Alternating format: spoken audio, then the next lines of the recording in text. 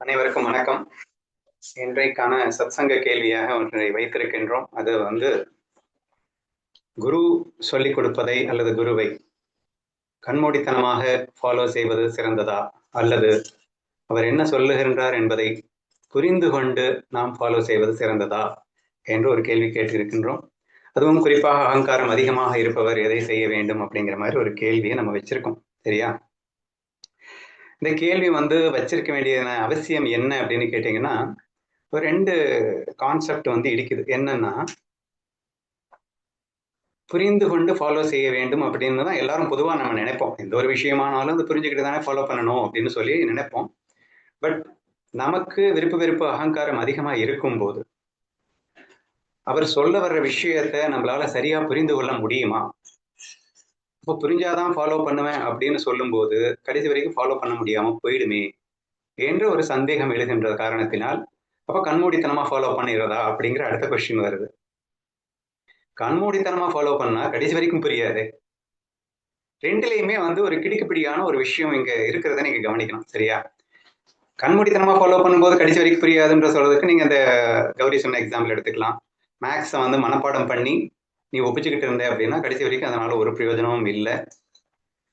So நீ follow பண்றும் போது கொஞ்சம் புரிதலோட ஃபாலோ பண்ணணும், அல்லது ஃபாலோ பண்றதை புரிஞ்சுக்க ட்ரை பண்ணணும். ஏதோ ஒண்ணு அந்த புரிதல் அப்படிங்கிறது டோட்டலா மிஸ்மேட்ச் ஆகும்போது டோட்டலா கொலாப்ஸ் ஆகிற மாதிரி இருக்கு அப்படிங்கிறதுனால ஒரு ட்ரிக்கி கொஸ்டினா அமைஞ்சிருக்கு அப்படின்னு வச்சுக்கோங்களேன். இப்போ உதாரணமா சாதாரணமா ஒரு வேலைக்கு நீங்க போறீங்க. வேலைக்கு போற முதலாளி நீங்க எப்படி இருக்கணும்னு எதிர்பார்ப்பார்? புத்திசாலியா இருக்கணும் அப்படின்னு எதிர்பார்ப்பார் இல்லையா? இப்ப நாங்க அடிக்கடி சுவாரஸ்யமா ஒரு கதை சொன்னதை நீங்க கேள்விப்பட்டிருப்பீங்க. ஷார்ட்டா சொல்லிடுறேன். ஒரு முட்டாள் வேலைக்காரன் அப்படின்னா என்ன? குரு கடைக்காரன் சொல்றத பிளைண்டா நான் ஃபாலோ பண்ணுவேன்ப்பா, நீங்க என்ன சொன்னாலும் நான் அப்படியே செய்வேன் அப்படின்னு சொல்லிட்டு போனானா. அப்படியாடா, நான் சொன்னதெல்லாம் செய்வியா, ரொம்ப சந்தோஷம் தாடா, வாடா அப்படின்னு வேலைக்கு வச்சுக்கிட்டாராம். வச்சதுக்கு அப்புறம் ஒரு பிச்சைக்காரன் காசு கேட்டவன். ஃபர்ஸ்ட் யாரும் ஒரு ஃப்ரெண்டு வந்திருக்காரு. அவர் வரும்போது, ஐயா அவங்க ஒரு மரியாதை இல்லாம அவர் பேரை சொல்லி அவர் வந்திருக்காரு உங்க பார்க்க அப்படின்னு சொன்ன உடனே, டேய் யார் வந்தாலும் திரு வந்திருக்கிறார்கள், திருமுருகன் ஐயா வந்திருக்கிறார்கள் அப்படின்னு சொல்ல பழகு, நீ பாட்டுக்கு மொட்டையா சொல்லிட்டு இருக்க என்று சொல்லி இருக்கின்றார். சரியா, அப்படியே பண்ணிடலாம் அப்படின்னு சொல்லிட்டு நெக்ஸ்ட் ஒரு பிச்சைக்காரன் வர்றான். பிச்சைக்காரன் வந்த உடனே திரு பிச்சைக்காரன் அவர்கள் வந்திருக்கிறார் அப்படின்னு சொல்றான். அறிவில்லை உனக்கு, இனிமே திருங்கிற வார்த்தை வாயிலிருந்து வந்ததுன்னா கொண்டுடுவேன் அப்படின்னு சொல்லிட்டாரு.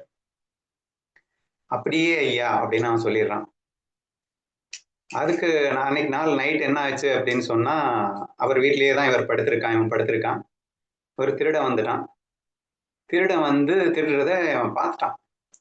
பார்த்துட்டு முதலாளியை எழுப்பி, முதலாளி கிட்ட டன் டிக்கிட்டு போறான் அப்படின்னு சொல்லும்போது முதலாளி ஒன்றும் புரியாம முட்டியெல்லாம் பிச்சுக்கிறாரு. என்னடா சொல்ற, உருப்படியா சொல்றான்னு ஒரு 5-10 நிமிஷம் கழிச்சு அவன் தப்பிச்சு போனதுக்கு அப்புறமா, ஐயா திருடன் திருடிக்கிட்டு போயிட்டான் ஐயா, போறான் வந்தான் ஐயா, அதுதான் சொல்றேன். இதை ஏன்டா முதல்லயே சொல்லல அப்படின்னா, திருன்ற வார்த்தையை நீங்க யூஸ் பண்ணக்கூடாதுன்னு சொன்னீங்க இல்லையா, அதனால திருடன்ல இருக்கக்கூடிய திருவை தூக்கிட்டேன், திருடிக்கிட்டு போயிட்டான் அப்படிங்கிறதுல இருக்கக்கூடிய திருவை தூக்கிட்டேன், டன் டிக்கிட்டு போயிட்டான் அப்படின்னு அவனை பத்திட்டு நீ வேலைக்கே வேணான்னு பத்தி விட்டாரு அப்படின்னு சொல்லி ஒரு கதை வரும். ஸோ நான் சொல்ல வர்றது என்ன அப்படின்னா, சி ஒரு விஷயம், ஒரு கடைக்காரன் ஒரு விஷயத்த சொல்றாருன்னா அந்த கடைக்காரனுடைய இன்டென்ஷன் என்ன, அவர் என்ன நினைச்சு சொல்றாரு, அவர் எதை நம்ம ஃபாலோ பண்ண சொல்றாரு அப்படின்னு சொல்லிட்டு வெறும் வார்த்தையை பிடிச்சு தொங்கணும் அப்படின்னா உலகத்துல உருப்படவே முடியாதுங்க. Words has no meaning at all. சரியா? அப்போ only the intention has the meaning. இப்போ குரு ஒரு விஷயத்த சொல்றாருன்னா குரு ஏன் சொல்றாரு அப்படிங்கிறத புரிஞ்சுக்க வேணாமா? ஒரு கடைக்கார முதலாளி என்ன சொல்றாரு, ஏன் சொல்றாருன்றத புரிஞ்சுக்கிட்டு இருந்தான்னா அது அவனுக்கு உபயோகமா இருக்குமா? அல்லது கண்ணை மூடிட்டு நான் ஃபாலோ பண்ணுவேன் அப்படின்னு சொன்னா அது எப்படி உபயோகமாக இருக்கும் அப்படிங்கிறத நம்ம சிந்திக்க வேண்டியது இருக்கு அப்படின்றதும் 2 ஆஸ்பெக்ட்லயும் சொல்லிட்டு இருக்கேன். நான் ஒரு சைடா நான் பேசல, நான் ரெண்டையுமே நான் பேசிட்டு இருக்கேன். கண்மூடித்தனமா ஃபாலோ பண்ணாலும் அவுட்டு அப்படிங்கிறேன். நீங்க சொன்ன மாதிரி நான் புத்தியை யூஸ் பண்ணுவேன்னா கடைசி வரைக்கும் புரிஞ்சுக்க முடியாம போயிடுது. ஸோ ரெண்டுலையுமே கிடுக்கிப்பிடியாக இருக்கின்றது அப்படிங்கிற ஒரு விஷயத்தை தான் நம்ம இங்க பார்க்க வேண்டியது இருக்கிறது அப்படிங்கிறத நான் சொல்ல வருது. சரியா? சரி, இப்போ என்னதான் ஏன் பண்றது, சொல்யூஷன் என்ன அப்படின்னு கேட்டீங்கன்னா, ரெண்டையுமே ஃபாலோ பண்ணி ஆகணும் அப்படிங்கிறது தான் என்னுடைய சொல்யூஷன். ஸோ பிரத்யக்ஷ அனுமான ஆகமா, இதுக்கு பேர் தான் மெய்ஞானம்னு சொன்னாங்க. சரியா? ஆகமம் ஆகமம் அப்படின்னா வேதத்துல என்ன சொல்லியிருக்கோ அதுதான் ஆகமம். குரு என்ன சொல்றாரோ அதுதான் ஆகமம். சரியா? அந்த ஆகமத்தை கண்மூடித்தனமா ஃபாலோ பண்ண சொல்லலைங்க. அனுமானம் அப்படின்னா லாஜிக்கல் அனாலிசிஸ், உன்னுடைய இதுவரைக்கும் எக்ஸ்பீரியன்சஸ் வச்சு. ஏன்னா ஆகமம் என்ன சொல்லுதுன்னா பிரம்மம் சத்தியம் ஜெகத் மித்யா அப்படின்னு சொல்லுது. அதாவது ஆகமம் தான் விவேகம் அப்படிங்கிறதே உங்களுக்கு கொடுக்கும். நான் புரிஞ்சுக்கிட்ட விவேகம் அதுதான். சரியா? ஆகமம்னாலே விவேகம்னு அண்ணா சொன்னார்ல, ஏன் விவேகம்னு சொன்னாங்க? ஏன்னா ஆகமம் என்ன சொல்லுது அப்படின்னா பிரம்மம் மட்டுமே சத்தியம், மற்றவை அனைத்தும் மாயை என்று அதை பிரித்து பார்க்க பழகுபவன் விவேகி என்று சொல்லுகிறது. ஆத்ம அனாத்ம வஸ்து விவேகா சார அச்சார விசார ஹரிபாட்ட அப்படின்னு ஞானேஸ்வரி பாஷையில சொல்லணும்னா சொல்லலாம். சரியா? அப்ப எது சத்தியம் எது நித்தியம் என்பதை எவன் உணர்கின்றானோ அவன் விவேகி என்று சொல்லுகின்றது. So this is the key concept. நீங்க அத்வைத சித்தாந்தத்துல எடுத்துக்கிட்டீங்கன்னா எடுத்தவல்ல அவர்கள் சொல்லப்படுகின்ற கான்செப்ட் வந்து விவேகா வைராகிய சமாதி சட்சம்பத்து மோக்ஷத்துவம். So this is the step by step procedure என்று தான் சொல்லப்பட்டிருக்கிறது. இப்போ விவேகம் கம்ஸ் ஃபர்ஸ்ட் அப்படிங்கிறத புரிஞ்சுக்கோங்க. வாட் யூ மீன் பை விவேகா அப்படின்னா it is not a blind acceptance of what ஆகமா ஹஸ் டோல்டு. ஆகமம் சொல்லியதை நீ உனது அனுபவத்தால் அனுமானத்தின் வாயிலாக உணர முயற்சிப்பது, பின் அதை அனுபவத்திற்கு எடுத்துட்டு கொண்டு வருவது. அப்போ ஃபர்ஸ்ட் அனுபவத்துக்கு கொண்டு வர்றதுக்கு முன்னாடி வைராகியம் தேவைப்படுது. சரியா? ஸோ அப்ப என்ன பண்ணணும் அப்படின்னா ஃபர்ஸ்ட் விவேகம் is the most important key factor. விவேகம் அப்படின்னா புத்தியை வந்து ஆஃப் பண்ணி வச்சிரு அப்படிங்கிறது அர்த்தம் கிடையாது. விவேகம் அப்படின்னா ஆகமம் என்ன சொல்லியதோ அதை உன் அனுபவத்தின் வாயிலாக உணர முயற்சிப்பது, அதில் எதை பிடிக்க வேண்டும் எதை விட வேண்டும், எது உண்மை எது பொய் என்பதை உணர முயற்சிப்பவனுக்கு விவேகி என்று பெயர். சரியா? இப்படி புரிஞ்சுக்கிட்டாங்கன்னா உங்களுக்கு கன்ஃபியூஷனே பெருசா வராது அப்படின்னு நான் சொல்ல வரேன். இப்போ குரு வந்து சொல்றார். இப்போ இன்னொரு எக்ஸாம்பிள் ஒண்ணு சொல்லிடுறேன். கண்ணை மூடிட்டு ஃபாலோ பண்ணா அதையும் நம்ம மெயினா சொல்லிடணும். ஃபாலோ பண்ண தான் புரியும், சத்தியமான உண்மை. புரிஞ்சாதான் ஃபாலோ பண்ண முடியும், சத்தியமான உண்மை. இதுவும் ரெண்டும் உண்மைன்றது தயவு செய்து புரிஞ்சுக்க ட்ரை பண்ணுங்க அப்படிங்கிறாங்க. சரியா? இதுக்கு எக்ஸாம்பிள் ஏதாவது ஒன்று சொல்றேன். இப்போ ஒரு நீச்சல் பழகணும் அப்படின்னு ஆசைப்படுறேன் அப்படின்னா வாட் இஸ் ஃபர்ஸ்ட் ஸ்டெப் அப்படின்னா, ஃபர்ஸ்ட் ஸ்டெப் தியரிட்டிக்கலா நான் அண்டர்ஸ்டாண்ட் பண்ணிக்கிறது. நான் என்னதான் தியரிட்டிக்கலா அண்டர்ஸ்டாண்ட் பண்ணினாலும் முழுசெல்லாம் புரியாது. ஓரளவுக்கு நம்ம அண்டர்ஸ்டாண்ட் பண்ணிக்கலாம். ஸோ நான் வந்து கையை இப்படி ஆட்டணும், அல்லது எமர்ஜென்சியில் என்ன பண்ணணும், மூச்சை ஃபுல்லாக இழுத்துக்கணும், ஏதோ சம்திங் நிறைய விஷயங்களை நம்ம கற்றுக்கணும். எமர்ஜென்சிக்கு என்னென்ன செய்யணும் இது எல்லாமே வந்து 100% முதல்ல கற்றுக்கணும். கண்ணை மூடிட்டுலாம் நம்ம வந்து தண்ணியில் குதிக்க கூடாதுன்னு சொல்ல வரேன். சரியா? So initially you need to have some kind of knowledge. அப்புறம் என்ன செய்யறீங்க? தண்ணியில குதிக்கணும். ஆனா நீங்க கற்றுக்கொண்ட அந்த ஞானம் வந்து முழுமை அப்படின்னு நினைச்சுடக்கூடாது. இப்போ முழுமையே வேண்டாம்னு சொல்லிட்டு கண்ண முடிக்கும் குதிக்காதீங்க. ஆனா கத்துக்கிட்டேன் அப்படின்றதுனால முழுமையாயிடுச்சுன்னு நினைக்காதீங்க. ஓரளவுக்கு நாலேஜ் வந்திருக்கு, அத்தோட ஓரளவுக்கு நீங்க கான்பிடன்ஸை நீங்களா தான் கெயின் பண்ணி அப்ப கூட குதிக்க வராதுதான். ஏன்னா 100% ஞானம் வந்து வெறும் தியரிட்டிக்கலெல்லாம் வராது, ஃபாலோ பண்ணாதான் வரும். அவர் சொன்னதை வந்து வெறும் தியரிட்டிக்கலாவே முழுசா புரிஞ்சுக்க முடியாது. மேக்ஸே எடுத்துக்கோங்க, வாத்தியார் சொல்லும்போது 100% புரியுற மாதிரி இருக்கும், ஆனா போட்டு பார்க்கும்போது வராது. போட்டு பார்க்கத்தான் வரும். அப்போ அதுக்காக வாத்தியார் சொன்னதே நான் கேட்காம நான் வந்து போட்டுருவேன் அப்படின்னா எப்படி போடுவேன் நீ? So we need to understand something. Without understanding how could it possible to do? அப்போ ரெண்டு எந்த அளவுக்கு கீ ஃபேக்டரா இருக்குன்றது நல்லா கவனிங்க. அப்போ புரிதல் அப்படிங்கிறது முதல்ல நீ புரிஞ்சாதான், அதுவே நான் விவேகம்னு தான் சொல்லுவேன். அப்போ புரியுற, ஆனா எல்லாம் புரிஞ்சிருச்சு அப்படிங்கிற வராது. அப்ப என்ன பண்றது? What ever the amount you understand, நல்லா புரிஞ்சுக்கோங்க. எந்த அளவுக்கு உனக்கு புரியுதோ 10% தான் புரியுதுன்னா அந்த 10% அப்ளை பண்ண. அப்ளை பண்ணும்போது தான் நீ என்ன புரிஞ்சுக்கிட்டியோ அது சரியா தப்பானே தெரியும். நீ தப்பா புரிஞ்சுட்டு இருக்க அப்படின்றது சரியான புரிதல் ஃபாலோ பண்ணும்போது தான் வரும். அப்ப பிராக்டிக்கல் எக்ஸிகியூஷன்ல தான் you will understand more and more. அப்ப நான் பிராக்டிக்கலா இருந்தாதான் நான் அண்டர்ஸ்டாண்ட் பண்ணிப்பேன் அப்படின்னு சொல்லிட்டு எதையுமே புரிஞ்சுக்காமன்னா எதையுமே புரியலன்னா எதுவுமே ஃபாலோ பண்ண முடியாது. ஒரு 5% புரிஞ்சுக்கோ, அந்த 5% ஃபாலோ பண்ண எக்ஸ்ட்ரா 5 புரியும். அந்த 5 புரிஞ்சுக்கிட்டு எக்ஸ்ட்ரா அதையும் சேர்ந்து ஃபாலோ பண்ண இன்னொரு 10 புரியும். So this is the step by step procedure to understand anything அப்படிங்கிற மாதிரி தான் எனக்கு தோணுது. சரியா? Otherwise it is totally confusing ஆயிடும் உங்களுக்கு. ஒரு விஷயத்த புரிஞ்சுக்கிறோம், எந்த அளவுக்கு புரிஞ்சுக்கிறோமோ நான் முழுசா 100% புரிஞ்சுக்கிட்டு தான் அப்ளை பண்ணுவேன் அப்படின்னா இந்த ஜென்மம் ஃபுல்லா நீங்க அப்படியே உட்கார வேண்டியதான். புரியவே புரியாது. அப்ப எவ்வளவு புரிஞ்சதோ புரிஞ்சதை தானே அப்ளை பண்ணணும். புரியாம எப்படி அப்ளை பண்ணுவேங்க? புரியாம அப்ளை பண்ணவே முடியாதுன்றதுக்கு சுதா எக்ஸாம்பிள் சொல்லிடலாம். நீ உடல் அல்ல, உடல் அல்ல, உடல் அல்லன்னு சும்மா மெக்கானிக்கலா நான் வாயால் வச்சுட்டு இருக்கவா?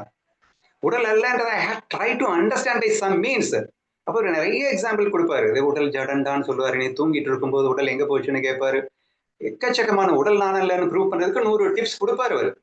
அதை கொஞ்சம் கிரகிச்சுக்கிட்டு அதை அண்டர்ஸ்டாண்ட் பண்றதுக்கு ட்ரை பண்ணிட்டு அதுக்கப்புறம் தான் உடல் நானல்ன்ற முயற்சியே பண்ண முடியும்.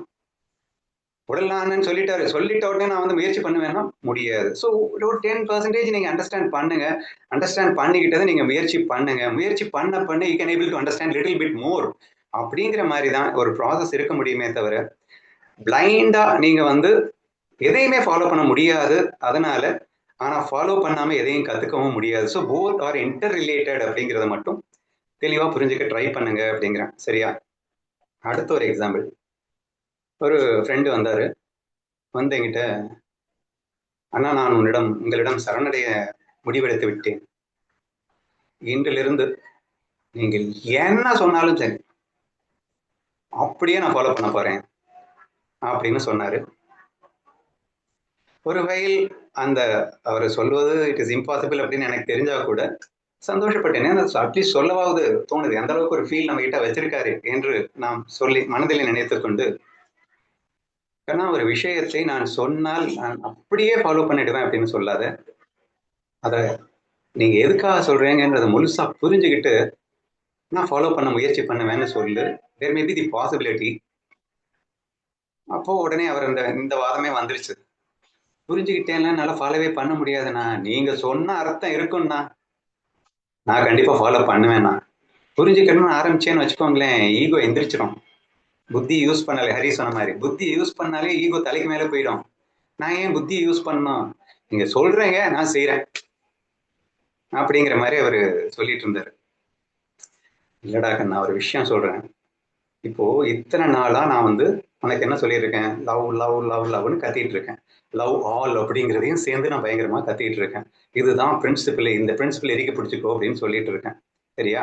நீயும் வந்து அதை அப்படியே ஃபுல்லா ஃபாலோ பண்ணிட்டு வரும்போது திடீர்னு நீ நாளைக்கு வர்ற, டே நீ வந்து இன்னையில இருந்து எல்லாத்தையும் கொள்ளையடிக்கிற, ரேப் பண்ற, உனக்கு என்னென்ன தோணுதோ எல்லாத்தையும் பண்ற, இந்த லவ் அப்படிங்கிற கான்செப்ட் தூக்கி குப்பையில போடு, நான் தான் பெரியவன், போற வரைக்கும் போகட்டும்னு சொல்லிட்டு நீ பாட்டு வண்டி எடுத்துட்டு போ அப்படின்னு நான் சொன்னா நீ அப்படியே பண்ணிடுவியா அப்படின்னு கேட்கும்போது அவன் யோசிச்சுட்டு இருந்தான். First try to understand it is impossible to follow anything which you don't understand anything. அப்போ அட்லீஸ்ட் நானாவது சொல்லணும், கண்ணா இதுல அர்த்தம் இருக்கு, என் மேல உனக்கு நம்பிக்கை இருக்குல்ல, இதுல அர்த்தம் இருக்கு, நீ பண்ண, அதுக்கப்புறம் உனக்கே புரியும் அல்லது நான் புரிய வைக்கிறேன். எதுவுமே சொல்லாம நான் பாட்டுக்கு சொல்லிட்டேன் அப்படின்னா how could it is possible to follow? So first thing what we need to understand னா முழுசா புரிஞ்சுக்கவும் முடியாதுன்றதை நான் ஒத்துக்கிறேன். அப்போ ஓரளவுக்காவது நம்ம புரிஞ்சுக்க முயற்சி பண்ணணும். அந்த பண்ற முயற்சியை அப்ளை பண்ண நமக்கு எக்ஸ்ட்ரா புரியும். எக்ஸ்ட்ரா புரிய இப்படித்தான் நம்ம வந்து வண்டி எடுத்துட்டு போக முடியும் அப்படின்னு தான் நான் நினைக்கிறேன். ஸோ அதை பிரத்யட்ச அனுமான ஆகமான அர்த்தம், ஆகமத்துல சொல்லி இருக்கு அப்படிங்கிறத உன்னால டைரக்டா ஃபாலோ பண்ண முடியாது. உன் அனுமானத்தின் வாயிலாக, அனுமானம்னா லாஜிக்கல் அனாலிசிஸின் வாயிலாக ஆகமம் சொல்வதை உண்மை என்று உணர முயற்சி செய். உணர்ந்ததுக்கு அப்புறமா அதை பிராக்டிக்கலாக அனுபவிக்க முயற்சி செய் என்றுதான் அந்த ஸ்டெப் பை ஸ்டெப் ப்ராசஸ்ல வருது. அப்படி எங்க எடுத்துக்கிட்டீங்கன்னா விவேகா. இப்போ ஃபர்ஸ்ட் எடுத்தவொடனே அந்த விவேகம் சொல்லியாச்சு. விவேகம் என்ன சொல்லுது? பிரம்ம சத்தியத்தை வந்து காட்டி கொடுக்குது. இந்த நேற்று வித்யாவோட பேசிட்டு இருக்கும்போது ஒரு விஷயத்த சொன்னான். அதாவது குருவின் குருவினால் பெறப்பட்ட இன்ஸ்ட்ரக்ஷன்ஸ், நாலேஜ், குருவுடைய நாலேஜை அவன் பெற்று விவேகத்தின் தீர்த்தத்திற்கு வந்து சேர்ந்து அப்படின்னா, இந்த விவேகம் அப்படிங்கிறதே எப்போ வரும் அப்படின்னா ஆகமத்துல இருந்து தான் வர முடியும். குரு கிட்ட இருந்து மட்டும்தான் வர முடியும். குரு இல்லாம விவேகமே கிடைக்காது. இப்ப குரு அப்படிங்கிறது இந்த ஆகமம் அப்படிங்கிறது தான் நமக்கு விவேகத்தையே கொடுக்குது. சரியா? அப்போ புத்தி வந்து லூசுத்தனமா வேலை செய்யுது, புத்தி லூசுத்தனமா வேலை செய்யுது, புத்தி லூசுத்தனமா வேலை செஞ்சதுக்கு காரணம் என்னன்னா ஆகமத்தை நம்பாதனாலையும் விவேகத்துக்கு வராதனாலையும். அப்ப நீ ஆகமத்தை நம்பு, விவேகத்தை யூஸ் பண்ண. இந்த ரெண்டையும் யூஸ் பண்ணிட்டேன்னா உன் புத்தி தப்பு பண்ணாது, பயப்படாது. புத்தியின் மலங்கள் துடைக்கப்படும். எப்போது அப்படின்னா இந்த ஜகத் வெறும் மித்தியா என்று புரிந்து கொள்ளும் போது. இந்த உலகத்தை உண்மையான நம்பிட்டு இருக்கிற வரைக்கும் புத்தி தப்பு தப்பா தான் வேலை பார்க்கும். எப்ப இந்த ஒட்டுமொத்த உலகமும் மித்தியா, பிரம்மம் மட்டுமே சத்தியா என்று உன் விவேகத்தால் தீர்மானித்து விட்டாயோ, எப்போது உன் புத்தியானது ஆத்மா அனாத்ம வஸ்து என்பது எதுன்னு தீர்மானிச்சிடுச்சோ, எது சாரம் எது அச்சாரம் என்பது புரிந்து கொண்டு விட்டதோ, கிருஷ்ணா ஃபீல்ட்ல கோர் கான்செப்ட் கண்ணன் தான், வெறும் ரோலுக்காக தான் எல்லாமே வந்திருக்கான் அப்படிங்கிற அந்த விவேகம் வந்துடுச்சோ, இதுதான் விவேகம். கிருஷ்ணா ஃபீலே இல்லைன்னா, அந்த விவேகமே இல்லைன்னா ஒண்ணுமே பண்ண முடியாதுங்க. ஸோ அந்த கிருஷ்ணா ஃபீலுங்கிற விவேகம் இருக்கணும். விவேகம்னாலே பிரம்மம் சத்தியம் ஜெகத் நித்யான்னு எடுத்துக்கோங்க, கிருஷ்ணா ஃபீல விவேகம்னு எடுத்துக்கோங்க. ஏன்னா கிருஷ்ணா ஃபீல் என்ன சொல்லி கொடுக்குது? கோர் சத்தியம், ரோல் நித்தியான்னு சொல்லிக்கிறது. சார அச்சார விசார விவேகா. ஸோ இந்த விவேகம் அப்படிங்கிறது தான் 100% மஸ்ட். அது யார் கொடுப்பாங்கன்னா அது குரு தான் கொடுப்பார், ஆகமம் தான் கொடுக்கும். அந்த ஆகமமும் குருவும் கொடுத்த அந்த விவேகத்தை நீங்கள் இறுக்கி பிடித்தால் புத்தியின் மலங்கள் கழுவி துடைக்கப்படும். அது எப்படி அப்படின்னா, நீ இதை சத்தியம் நம்பிட்டு இருக்கிற வரைக்கும் தானே லைக்ஸ் அண்ட் டிஸ்லைக்ஸ் ஈகோக்கு வேலையே. இந்த உலகமே மாயை அப்படின்னு அண்டர்ஸ்டாண்ட் ஆயிடுச்சு அப்படின்னா அதுக்கப்புறம் புத்தி ஆட்டோமேட்டிக்காவே பக்காவா ஃபங்க்ஷன் ஆக போகுது.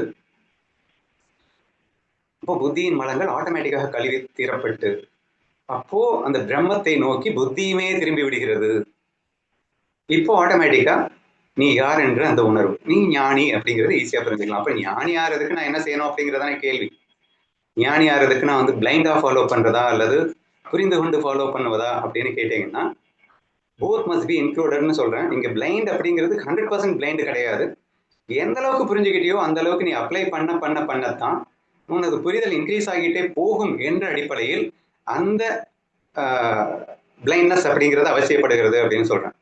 100% பிளைண்ட்னஸ் இஸ் டோட்டலி இம்பாசிபிள் அப்படிங்கிறதையும் சேர்ந்து புரிஞ்சுப்பாங்க. பீப்புள் மே சே, இப்போ நீங்கள் சொல்கிறீங்க நான் வந்து புத்தி யூஸ் பண்ணாதான் பிரச்சனை, நான் கண்ணை மூடிட்டு ஃபாலோ பண்ணிடுவேன். கண்ணை மூடிட்டு நிரந்தரமாக ஃபாலோ பண்ண முடியுமா அப்படின்னா it is very very difficult அப்படிங்கிறதையும் சேர்ந்து புரிஞ்சுக்கோங்க. ரெண்டாவது இன்னொரு சில ட்ராபேக்ஸ்லாம் சொன்னா கௌரி, கண்ணை மூடிட்டு ஃபாலோ பண்ணுறது நீங்கள் கரெக்டான கைகளில் இருந்தீங்கன்னா கூட ஓரளவு தப்பிச்சிடலாம் அப்படின்னு நினைக்கலாம். குரு சரியாக ஆகமம் சரியாக இருந்து குரு சரியாக இருந்து அவர் சொல்றதை நீங்க கண்ணை மூடிட்டு ஃபாலோ பண்ணா கூட தப்பிச்சிடலாம் அப்படின்னு சொல்லலாம். அப்போ குரு சரியில்லை அப்படிங்கிறப்போ, அதாவது ஒரு தவறான நபரை இவன் குருவாக ஏற்றுக்கொண்டுகின்றான், கண்ணை மூடிட்டு ஃபாலோ பண்ணிடுவேன் அப்படின்னா ஃபர்ஸ்ட் திங் இம்பாசிபிள்னு சொன்னேன். செகண்ட் முக்கியமான திங் என்னன்னா, அப்படியே 100% அவன் சொன்னதை ஃபாலோ பண்ணா கூட இவனுக்கு பிரம்மஞானம் கிடைக்குமா அப்படின்னா it's is very big question mark. அதே ஏன்டா அப்படி சொல்லிட்டு உங்களுக்கு ஒரு பெரிய சந்தேகம் வரலாம். ஏன்னா சுதா யாரு சித்ரா வந்து அந்த கதையை வந்து கோடிட்டு காட்டிட்டா. அந்த கதையில அவ என்ன சொன்னா அப்படின்னா, அது ஒரு கதை. என்ன கதைன்னா, கண்ணை மூடிட்டு பிளைண்டா ஒருத்தரை நீ நம்பினா கூட நீ மோசம் போக மாட்ட அப்படிங்கிறதுக்கு அந்த கதையில என்ன வருதுன்னா, இறையருள் வந்து குறுக்க வந்து அவனுக்கு காப்பாத்துறதா வருது. ஈஸ்வரனே வந்து அவனை காப்பாற்றுவதற்காக வருவதாக அந்த கதை வருகிறது. சரியா? நான் என்ன சொல்ல வரேன்னா, ஃபர்ஸ்ட் திங் இம்பாசிபிள்னு சொன்னேன். ஓகே, சம்படி இஸ் ரெடி, நான் 100% வந்து கண்ணை மூடிட்டு அவர் சொல்றதெல்லாம் ஃபாலோ பண்ணிடுவேன் அப்படின்னா, நீ ஒருவேளை கரெக்டான குரு கிட்ட இருந்தா 100% நீ ஃபாலோ பண்றதுனால உனக்கு பெருசா கஷ்டம் வராது, நீ மோசம் போக மாட்ட அப்படின்னு சொல்லலாம். ஆனாலும் அவர் சொன்னதை புரிஞ்சாதானே பிரம்மஞானம் கிடைக்கும். அவித்யை ஞானத்தாலே மட்டுமே தீர்க்கப்படும் அப்படின்னா என்ன அர்த்தம்? ஞானத்தாலே தீர்க்கப்படும்னா அவர் சொல்லுகின்ற அந்த ஞானம் உனக்கு புரிந்து உனக்குள் உணர்தல் ஏற்பட்டால் தான் அது வரும். Self realisation. What do you mean by self realization? நீதான் நீ யாருன்னு புரிஞ்சுக்கணும். அவங்க வந்து ஹெல்ப் பண்ணுவாங்க, கைட் பண்ணுவாங்க. அவங்க இல்லாம ஒரு மண்ணும் முடியாதுன்றது வாஸ்தவம் தான். ஆனா அவர்களே உன்னை தொட்டு இப்படின்னவொடனே நீ ஞானி ஆயிடும் அப்படிங்கிற அந்த கான்செப்ட் இறைவனாலேயும் குருவாலேயுமே கூட முடியாது. அப்படிங்கிறப்போ வாட் இஸ் யுவர் ரெஸ்பான்சிபிலிட்டி அப்படிங்கிறது உனக்கு புரியணும் அப்படின்னு சொல்ல வரேன். அப்ப என்னுடைய ரெஸ்பான்சிபிலிட்டி எனக்கு புரியணும். இப்போ புத்திய நான் யூஸ் பண்ணினா நான் ஈகோல யூஸ் பண்ணிடுவேன் அப்படின்னு நீ சொல்லிட்டு நான் யூஸ் பண்ண மாட்டேன்னு சொல்றீங்க. யூஸ் பண்ணாம இருக்கிறது ஈகோ இல்லையா? அப்படின்னா இப்ப புத்தி எதுக்கு கொடுத்தா உனக்கு? அப்போ எப்படி யூஸ் பண்ணணுமோ அப்படி யூஸ் பண்ணு. ஃபர்ஸ்ட் ஸ்டெப் பை ஸ்டெப்பா அதுதான் எல்லாமே சொல்லியிருக்கு. ஆகமத்தை ஃபர்ஸ்ட் எடுத்துக்கோ, குருவை பிடிச்சுக்கோ, அங்கிருந்து விவேகத்தை டெவலப் பண்ணு. அந்த விவேகம் வந்துடுச்சுன்னா புத்தியின் மலங்கள் கழுவி துளைக்கப்பட்டு நீ பிரம்மத்தில் நிலைப்பதற்கு யூஸ் ஆகும் அப்படின்னு யூஸ் பண்ணு. என் புத்தியில ஈகோ இருக்கு, நான் யூஸ் பண்ணேன்னா தப்பா யூஸ் பண்ணிடுவேன், அதுக்காக யூஸ் பண்ணாமலே இருந்துடுவேன். பண்ணாமலே இருப்பதும் ஈகோ தானே என்ற ஒரு விஷயத்தையும் புரிஞ்சுக்கலாம். இருந்தாலும் நீங்க ஒரு கொஸ்டினை கேட்கலாம், ஈகோவை நான் விட்டுட்டேன் அப்படின்னா அது வந்து ஒரு தவறான நபரிடம் விட்டால் கூட நான் ஞானி தானே, என்ன அவர் தப்பா கைட் பண்ணா அதுக்குண்டான பாவம் அவருக்கு தானேங்க வரும். நான் வந்து நான் மோசம் போக போறது இல்ல அப்படின்னு நீங்க பெருசா கேட்கலாம். கண்டிப்பா நீங்க பண்ண எந்த காரியத்துக்கும் பாவம் உங்களுக்கு சேராதுதான். ஏன்னா நீங்கள் வந்து அவர்கள் கையில் கருவியாகி விட்டீர்கள், ஆதலால் அந்த பாவம் உங்களுக்கு சேராது அப்படின்னு நீங்க சொல்லிக்கலாம். ஆனா ஞானம் கிடைக்குமா? ஏன்னா தவறான நபர் ஞானத்தை கொடுக்க மாட்டாரு. ஞானத்தை கொடுக்கலன்னா உனக்கு எப்படி ஞானம் கிடைக்கும்? ஞானத்தை கொடுப்பாருன்னா என்னது? புரிய வைக்கணும், நீ புரிஞ்சுக்கணும், ரெண்டும் சேர்ந்து தானே ஞானம் அப்படிங்கிறது வரும். உடனே அடுத்து நீங்க கேட்கலாம், எங்க அகங்காரம் போறது மட்டும்தான் ஞானம் இத்தனை நாளா சொல்லி கொடுத்திருந்தேங்க, நம்ம புதுசா புதுசா பேசிட்டு இருக்கேங்க. ஞானம் என்பது உன் சொரூபமடா, உன் சொரூபமே ஞானம் தான். இதை மறைப்பது இந்த அகங்காரம் மட்டுமே. இந்த அகங்காரம் மட்டும் இல்லைன்னா அடுத்த செகண்ட் நீ சொரூபத்துல இருக்கத்தானே போற, நீ ஞானி தானே. அகங்காரத்தை எடுக்கிறது தானே இங்க முக்கியம். நாங்க அதுவே எடுக்கிறோம் அப்படின்னு சொல்லிட்டு இருக்கோம், அதை கூட என்கரேஜ் பண்ணாம லூஸ் மாதிரி பேசிட்டு இருக்கேன் அப்படின்னு நீங்க கேட்கறது எனக்கு கேட்குதுன்னு வச்சுக்கோங்களேன். அப்பவும் கூட நாம் ஒரு சில விஷயங்களை யோசிக்க வேண்டியது இருக்கின்றது. இப்படி பிளைண்டான அகங்காரத்தை எடுக்கிறது அப்படிங்கிறது ஃபர்ஸ்ட் திங் நான் வந்து ஒரு சப்ரசிவ் ஃபீலிங்ல தான் இருக்கும் அப்படின்னு சொன்னேன். இல்ல நீங்க பூரணமாவே நான் அகங்காரத்தை எடுத்துட்டேன் அப்படின்னு சொன்னா கூட ஞானம் கிடைக்காது அப்படின்னு சொல்ல வந்தேன். இது எப்படிடா கிடைக்காம போகும் அப்படின்னு கேட்கும்போது 15வது அத்தியாயத்தில் இருக்கக்கூடிய அந்த ஹையஸ்ட் நாலேஜ் நான் கொண்டு வரேன். உத்தம புருஷன், புருஷோத்தம யோகத்துல உத்தம புருஷன், க்ஷர புருஷன், அச்சர புருஷன் 3 விஷயங்கள் பற்றி கண்ணன் ரொம்ப விரிவா எக்ஸ்பிளைன் பண்ணியிருக்கான். உத்தம புருஷன்றது நம்முடைய ஒரிஜினல் நேச்சர், சொரூபம்.